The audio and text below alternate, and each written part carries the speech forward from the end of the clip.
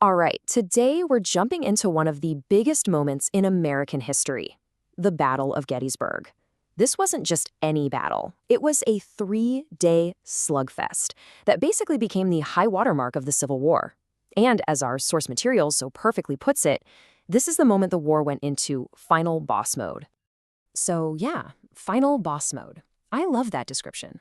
Why? Because it just perfectly captures what was going on here. The stakes were absolutely massive. This wasn't just another skirmish in a long, bloody war. Everyone knew, on both sides, that this was it. This was a turning point for real. So how in the world did we get here? How did this sleepy little Pennsylvania town become the stage for the bloodiest battle on American soil? Well, you had two gigantic armies marching toward each other. On one side, the legendary Confederate General Robert E. Lee. On the other, the Union's brand new commander, General George G. Meade.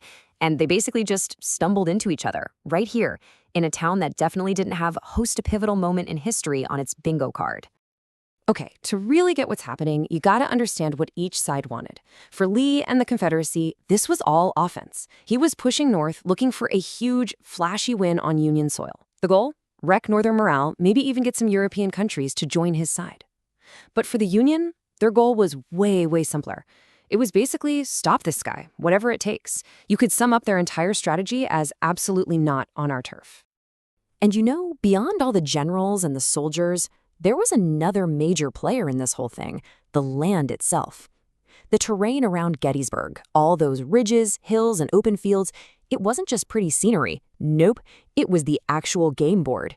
And where you stood on that board would mean everything. It would literally decide who lived and who died. All right, let's get into it. Day 1, July 1st, 1863. This is where it all kicks off. So the whole battle really started by accident. Can you believe that?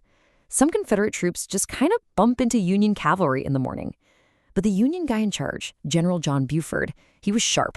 He took one look around and knew, this is it. This is the good ground. He called it premium real estate. So even though he was outnumbered, he had his guys dig in and fight like crazy, just trying to buy enough time for the rest of the Union army to show up and grab that all-important high ground. And, they fought hard, but by the end of the day, there were just too many Confederates pouring in. The Union forces got pushed back right through the town of Gettysburg. If you were just looking at a map at the end of day 1, you'd probably say, yep, Confederates won today. But, and this is a huge but, here's the crazy twist. Getting pushed back actually forced the Union army into an amazing defensive spot. They ended up on all these hills and ridges just south of town, creating this nearly perfect, fishhook-shaped defensive line. It was like retreating into a fortress. And you know what they say, right? If Star Wars taught us anything, it's that having the high ground is seriously overpowered. The Union position was so strong. Logically, Lee should have just said, nope, not attacking that, and gone around them. But he was feeling confident, maybe a little too confident, and decided to just go for it, to attack them right where they were strongest. And that brings us to day 2, July 2nd, a day our source material calls the day everyone lost it. And honestly, that's not far off. This is when things get really, really messy. So Lee's big plan for day 2 was to smash both ends of that Union fishhook at the same time. He figured if he hit them on the left and the right, the whole thing would collapse. And so the attacks focused on these key spots, Little Round Top, Culp's Hill, and these other places with, these weirdly peaceful names like the Wheat Field and the Peach Orchard. They would not be peaceful for long. And the fighting that day was just savage, especially on a little hill called Little Round Top. This was the very, very end of the Union line, held by the 20th Maine and their commander, a college professor named Joshua Chamberlain. His guys fought off wave after wave of attacks until they ran out of bullets. They had nothing left. So what does Chamberlain do? He tells his men to fix bayonets and charge down the hill, a move of pure desperation. Our source says he told them to go absolutely feral. And somehow, someway, it actually worked. And it wasn't just on Little Round Top. All day, up and down the line, Union soldiers were bending, but they just refused to break. You have to remember, for a lot of these guys, especially the ones from Pennsylvania, this was personal. This was their home.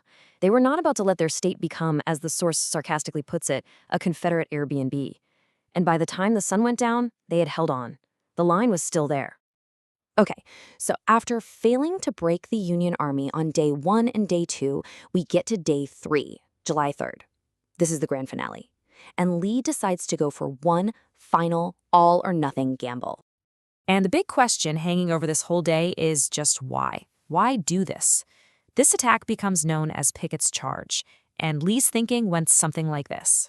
Okay, I've hit their left side, I've hit their right side, they must have weakened their center to protect the flanks.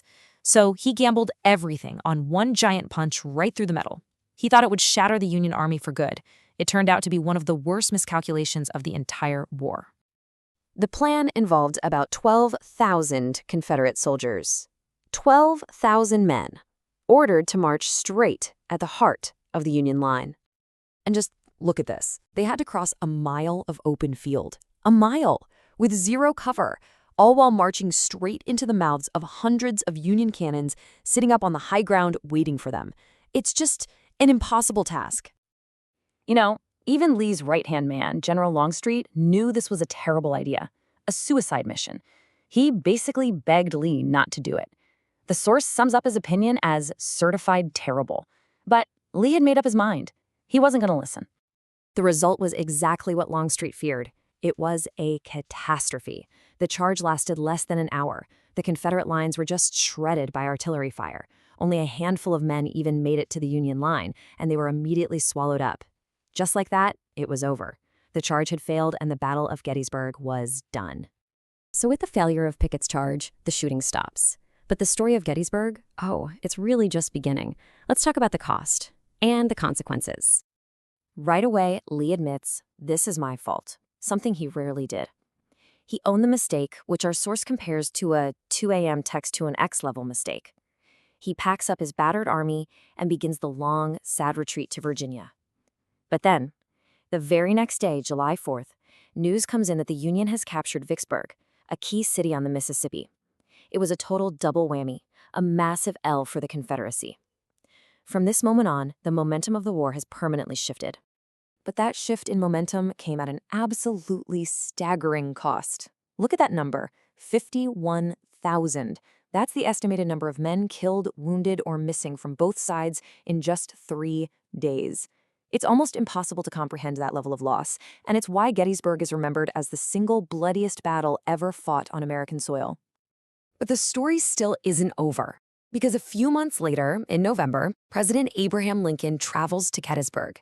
He's there to dedicate a new national cemetery for the soldiers who died. And here's a fun fact, he wasn't even the main speaker. He was just there to give a few appropriate remarks. But those few remarks would change everything. Because in just over 2 minutes, in only 272 words, Lincoln gave the Gettysburg Address. And he did something brilliant. He reframed the whole war. He said that all this death, all this sacrifice, wasn't just for nothing. It was to ensure that a nation conceived in liberty could survive. He called for a new birth of freedom.